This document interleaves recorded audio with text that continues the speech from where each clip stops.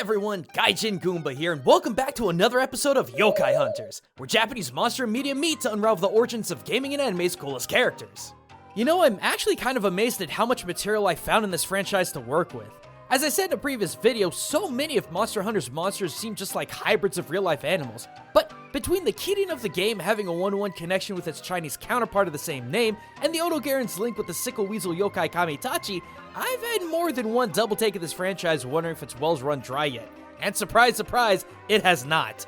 Because while the Xenograe may seem little more than just a living lightning rod of a canine, its folklore inspiration is one of the most feared yokai in all of ancient Japan, from the richest landowner to the poorest peasant. Okay guys, you're gonna have to forgive me on this one. Ever since 3 Ultimate, I've been calling Zenogre Xenograe. It's only been recent that I've discovered this blunder, but 9 years is a long time to rework that out of my head. So comment if you must, I honestly don't care, but strap in for a lot of name screw-ups, okay? Cool. Alright, well, how about explaining to us non-hunting normies what the heck Xenograe is all about? Right, so Xenograe, also known by its Japanese name Jinoga, is known in game as the Thunder Wolf Wyvern. A massive lupine creature that makes its home either in the peaks of massive mountains or within the dense foliage of the forest. Having a mix of white fur, blue skin, hard scaling, and razor-sharp claws and teeth, the Xenograe is a massive but exceptionally agile hunter, able to move and jump with crazy speed and precision. But not only can the Xenograe rend its prey in a single swipe from 30 feet in the air, it's also a massive conduit for electricity, constantly arcing sparks and shocks from its back. And as you might expect, the Xenograe takes full advantage of this fact and is capable of launching balls of lightning from its body at range on top of being a lightning-fast predator. But that's not the worst of it, because the most notable thing about this creature is its pattern of literal supercharged enragement. If provoked enough, the Xenograe will begin charging electricity on its back, leaving it focused and immobile for a few seconds. This is typically when hunters will do everything in their power to try and stagger the beast, because if left alone, the Xenograe's buildup of electricity will make it stronger, faster, and a heck of a lot more angry. And that's just the preliminary charge. Let it happen one more time and you might as well call the Phaeline KO card, because there is no stopping a fully charged Xenograe. And that's pretty much it. Fast, agile, hard-hitting, and an unstoppable electric nightmare when enraged. Now tell me, does that remind you of any yokai we know? Oh please, like you have to ask. Yo, to, sha, kai, In, X, Zai, Zen, Kyukyu no Ritsuryo!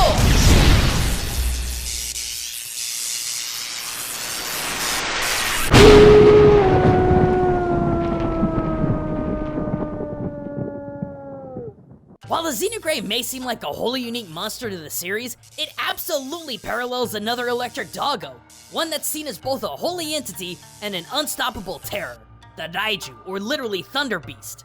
While Daiju has many interpretations, it's usually represented as a wolf or a dog, or even sometimes an electrically charged tanuki or even a dragon. But while most of these depictions present Daiju as a standard-looking wolf wrapped up in lightning, there are other interpretations that give it multiple tails and up to 4 back legs. But no matter how many tails and limbs the beast had, it was always believed to be a creature of blue and white, colored by the electricity that circulated its body. Heck, most people in ancient Japan believed the creature was pure electricity. See, under Shinto, all natural phenomena had a sentient soul, whether they be worshipped kami or reviled yokai. We talk a lot about this in our intro episode of the series, but in brief, all things in nature, good and bad, had a form and explanation, even lightning. Thus, Daiju became the form and explanation for lightning in its rawest form. It was believed that during most times, Daiju were in fact docile and peaceful creatures. However, when thunderstorms rolled in, it became an insanely aggravated and enraged creature. Fast, merciless, and deadly, the peoples of ancient Japan believed Daiju to be a divine messenger from the kami in heaven. And that message was, get wrecked! Daiju, like lightning itself, was indiscriminate about where and what it strikes in its retribution. From the richest mansions to the poorest tenants, if you were visited by the electrical strike of a Daiju, it was seen as divine punishment for your misdeeds. Plus, when you consider back in the day Japanese homes were wood with thatched roofs and built very close together, it's easy to see why the Daiju was so feared. Those who survived encounters with Daiju said that the beast would dash around trees, fields, and even buildings like balls of living lightning. Wherever a char mark was found, it was believed to be a scratch from the claws of Daiju. Now, as far as tales about survivors of Daiju attacks goes, there is one big one. A well-known samurai by the name of Tachibana Dosetsu was taking refuge under a large tree during a torrential storm when a bolt of lightning struck the tree. However, Dosetsu's blade was drawn faster than the bolt could strike, and when the dust settled, it was revealed that the body of a dead Daiju lay next to him. From that day forth, his blade was known as Daikiri, the lightning cutter.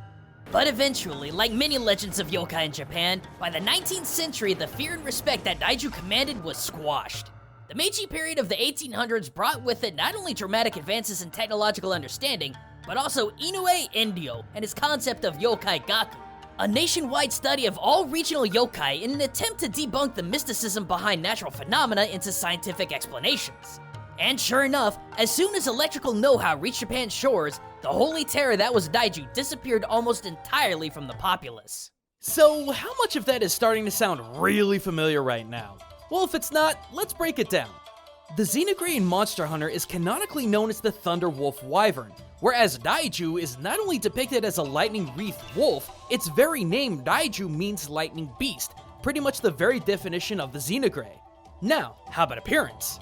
The Xenograe is a white and blue lupine creature with a few patches of hard scales and consistently crackling with electricity.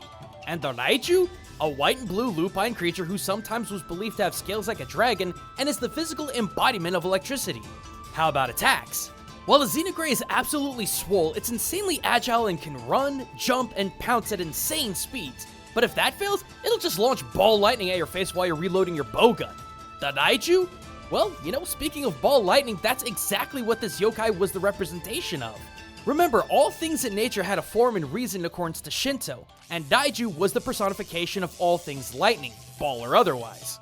I mean, even with modern sciences, it's hard for us to determine the very nature of ball lightning, so what hope do you think pre-industrial Japan had? But electrical attacks aside, Daiju were also known for being literally lightning quick and unrelenting with their attacks when aggravated by storms. And oh boy, speaking of that aggression, that's the final and most interesting connection between these two. The one characteristic that makes the Xenograe unique amongst the game's other monsters is its rage mechanic. Where most monsters will occasionally enrage and hit harder or have a slightly different attack pattern, the Xenograe has tiered rage that, once it completes its 2 stages, does far more than just hit harder with different attacks. It's a dang near TPKO. Even folks with the best gear in the game are gonna get wiped. The Daiju? Well, the angrier the storm, the angrier the Daiju.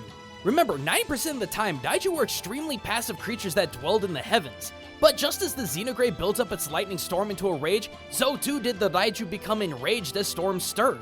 And it was that indiscriminate and unstoppable rage that so many people feared. One strike could, on the low end, kill a person, but on the high end, set an entire town ablaze. So, is the Xenograe wholly unique or yokai inspired? I'll let you guys decide. Don't forget the belly button. I'm sorry, the what? The belly button. It was an old belief that Daiju would hide inside of people's belly buttons, and if they were called or disturbed, they would leap out of their navel lodging and dash back up into the sky, leaving their host charred and most likely dead.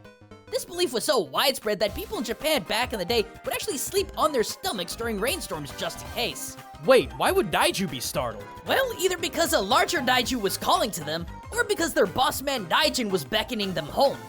Oh, crap, Raijin! We didn't even bring him up! It's fine. We have an entire video on Daijin's relationship with Daiju. It's a bit old, but the information's still solid. That's fair. Well, anyway guys, thanks for watching.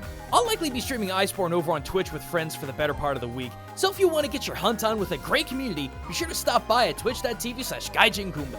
Otherwise, be sure to swing back here on the channel in about a week or so, because we're just getting started with another year of culture and gaming, and the next topic is literally gonna blow you off your feet.